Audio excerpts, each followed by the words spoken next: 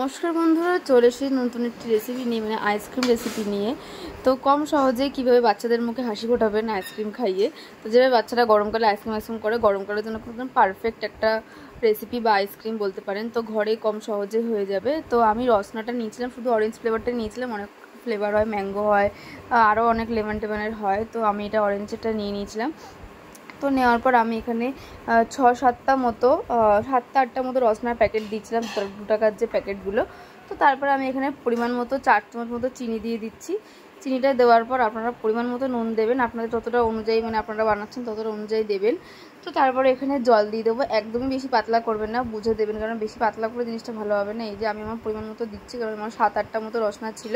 তো এটাকে ভালো করে মাখিয়ে নেওয়ার পর এই যে দেখতেই পাচ্ছেন কালারটা কি সুন্দর এসেছে। তো এটাকে ভালো করে মাখিয়ে চাকিয়ে নেবেন। আর যদি আপনারা মনে হয় যে নুন চিনি কিছু দেওয়ার হয়, এরম জায়গাতে একটু চেখে নেবেন, তাহলে সুবিধা হবে, টেস্টটা বুঝতে পারবেন। তো এরপর আইসক্রিমের আমি যেগুলো কিনেছিলাম সেগুলোর মধ্যে দিয়ে দিচ্ছি। আপনারা ছোটো ছোটো যে কাগজের কাপগুলো হয় সেটার মধ্যেও করতে পারেন। আমার কাছে যেটা ছিল তাই, যদি না থাকে তো ওটাতে করলেও হবে, একদম গোল গোল চৌকো চৌকো মতো উঠবে। তো এটাকে ভালো করে ফুলফিল করে নিচ্ছি। যে যতটা দাগ আছে অতটাই করবো, এর বাইরে দেবো না। প্রথমে 2টো দাগ ওপরে দিয়ে ফেলেছিলাম, তো ওপরে দাগের ওপরে দিলে হবে না। তো তারপরে এটা আমার কিন্তু একদমই দেওয়া কমপ্লিট।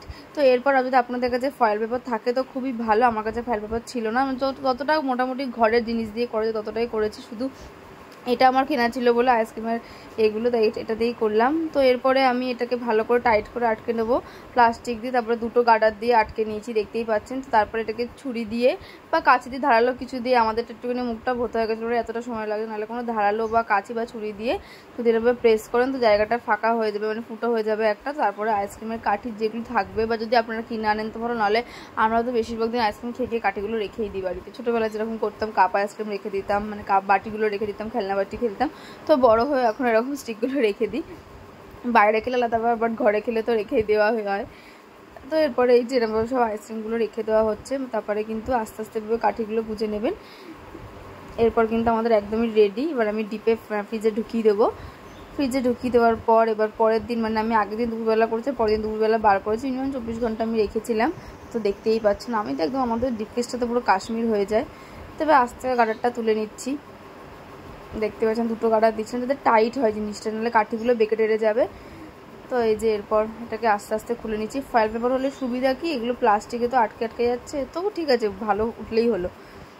তো এই দেখুন কি সুন্দর লাগছে। তো এটাকে ফট করে টানাটানি করবেন না, একটু জলের মধ্যে কিছুক্ষণ বসিয়ে রেখে তারপরেই করবেন, কারণ ফট করে উঠবে না, যেহেতু ডিপে ছিল। এই যে মা এরমভাবে ঘুরিয়ে ঘুরিয়ে নিচ্ছে, জল দিচ্ছে সাইডে।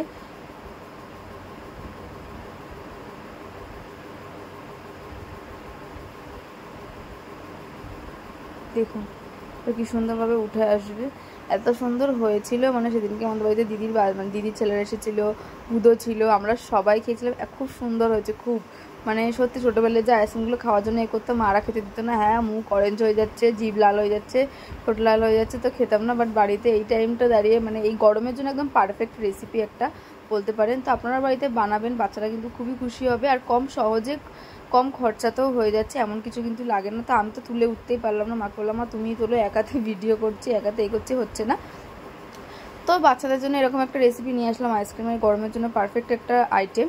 তো দেখা হচ্ছে নেক্সট কোনো ভিডিওতে। Bye bye, tata.